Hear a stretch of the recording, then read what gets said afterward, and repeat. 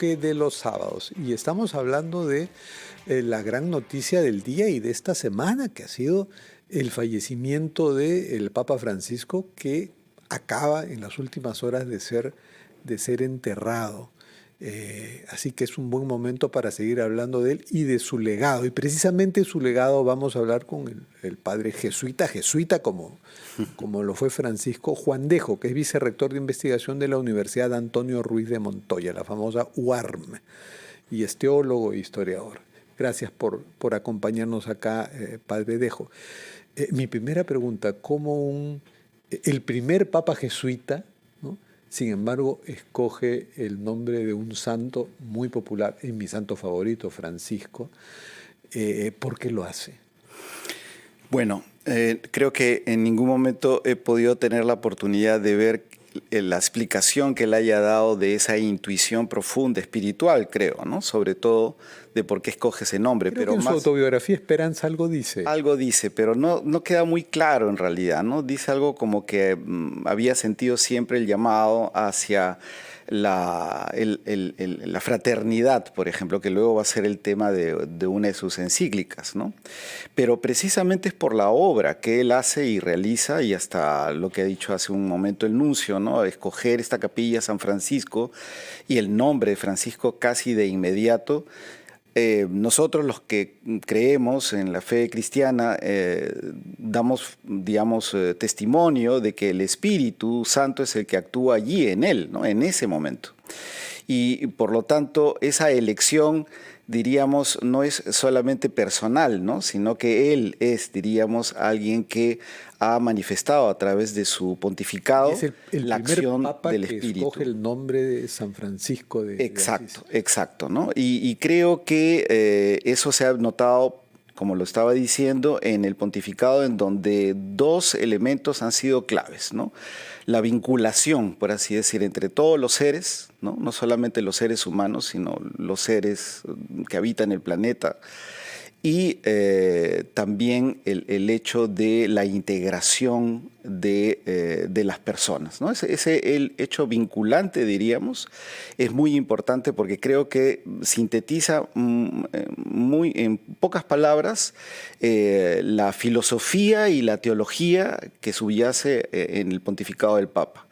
Y de este primer tema, que creo que me parece es el esencial, el meollo, diríamos, de su pontificado, brota la sensibilidad hacia la tierra, hacia el planeta, hacia los seres creados, hacia la creación. Entonces, el eje del pontificado ha sido esa actitud simple, humilde de San Francisco de Asís, en donde el Papa ha visto un signo que nos indica a nosotros retornar a una simplicidad evangélica que ya está anunciada en el Evangelio y que parte por establecer relación con el otro, escucha del otro, la atención a los que sobre todo están en los márgenes. Yo creo que desde esta idea nosotros podemos entender que diríamos así, la obsesión del Papa ha sido por pasar la idea de que tenemos que vincularnos unos a otros y sobrepasar todas las diferencias. Y eso lo vemos en el diálogo interreligioso que ha promovido luego de que estuvo un poquito entre paréntesis. Él lo ha vuelto a colocar sobre el tapete, la discusión para poder lograr el vínculo o recuperar el vínculo con las iglesias ortodoxas, anglicanas, protestantes, y yendo más allá, ha tenido importantes diálogos con líderes del Islam, por ejemplo, ¿no? Nos ha intentado dar cuenta de que violencia e Islam no son equivalentes, y eso que lo diga el Papa, yo creo que es de una gran fuerza. Y todo el pontificado y sus encíclicas, las exhortaciones apostólicas que ha tenido, tienen esa característica que en última instancia nos remite a la idea del Dios cristiano, que es trinitario, es relación. Hay una encíclica, Laudato Si, que tiene alguna relación con el Perú, porque si hay un evento que condensa el discurso de esa encíclica, es el evento, la visita que hizo a Puerto Maldonado, ¿no?, donde trabó contacto con líderes de comunidades indígenas y todo. Y de ahí el lema de cuidar la casa, ¿no? Cuidar el ambiente, cuidar el planeta. Y eso lo lleva pues a abrazar, ¿no?, algunas preocupaciones ambientalistas que chocan con la prédica, proinversión y todo, y esto ha hecho que por esta y otras razones que al Papa Francisco como que se le ubique en un espectro de izquierda de la Iglesia. ¿Cómo lo ve eso un jesuita? Lo cual es un poco absurdo, ¿no? Porque para ese caso entonces también pondríamos a Jesús del lado de la izquierda. Si vamos a identificar que la lucha por hay muchos que lo han puesto del lado de la izquierda. Bueno. Un revolucionario. En ese sentido diríamos que sería coherente el Papa con Cristo. Pero yo creo que el Evangelio de Jesús, que es lo que ha predicado finalmente Francisco en su pontificado, lo que hace es, vuelvo al punto, ¿no? Tratar de recuperar el vínculo sano entre los seres humanos que hace que sintamos que el otro es realmente un prójimo y no es un enemigo, ¿no? Sabemos que eso es muy difícil, pero la historia de la humanidad se ha construido precisamente al revés, ¿no? Con fuerzas egocéntricas, tribus, clanes que se protegen a sí mismos y ven al otro siempre como un potencial enemigo. ¿Cómo superar esa especie de animadversión casi mecánica que tenemos los seres humanos para ver a alguien que es diferente como alguien que es un peligro para mí?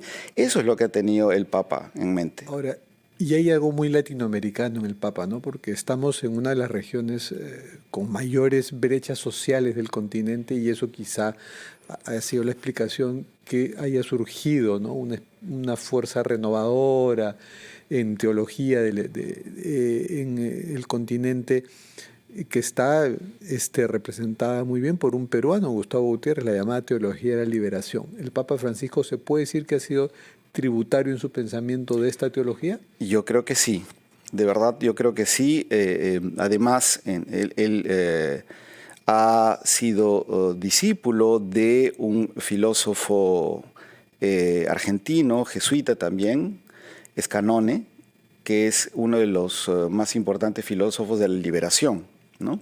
Y la corriente de la filosofía de la liberación y la teología de la liberación obviamente están muy conectadas y el hecho de ser latinoamericano, el hecho de estar al lado de la marginación como parte de un sistema establecido por siglos, yo creo que ha hecho que el Papa tenga esta sensibilidad no solamente latinoamericana, sino diría del hemisferio sur, ¿no? Por eso en su discurso al principio se acordará que había el uso del término de las periferias, ¿no? Ir hacia las periferias, porque todos en Latinoamérica vivimos en núcleos urbanos, por ejemplo en Lima, pero rodeados por periferias. Ningún latinoamericano puede decir que no conoce la pobreza, al menos de verla, ¿no?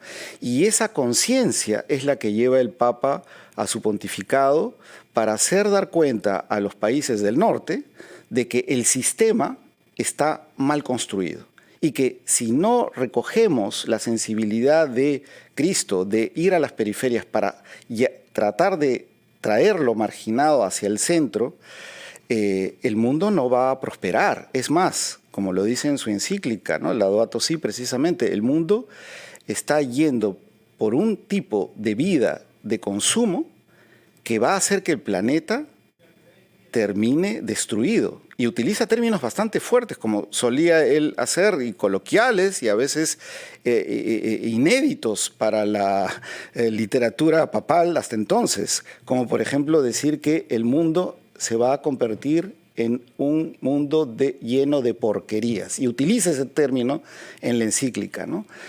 Y creo que en todos los mensajes que nos ha dado el Papa ha manifestado esta idea de, primero, estar cerca a las situaciones de vulnerabilidad y a partir de ese encuentro con la vulnerabilidad hacer una reflexión sobre Dios. Esa es la teología de la liberación.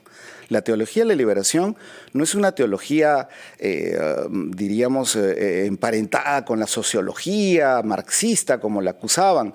Es una teología que busca la sensibilidad por aquello que está en los márgenes, por la vulnerabilidad, por los pobres, por los olvidados de la historia, y que a partir de ser sensibles de esa realidad, yo reflexiono cuál es mi lugar en esta realidad para solucionarla, para arreglarla, para llevarla a una justicia y equidad que es la que quiere el Evangelio, ¿no? Y eso es ya teología, la teología como acto segundo, como decía Gustavo Gutiérrez, ¿no? Entonces fue un papa de la periferia y eso ha marcado una diferencia importante que tiene que ser Totalmente. asimilada por En la el Iglesia. papado, yo creo que recién vamos a ver los frutos de su reflexión teológica.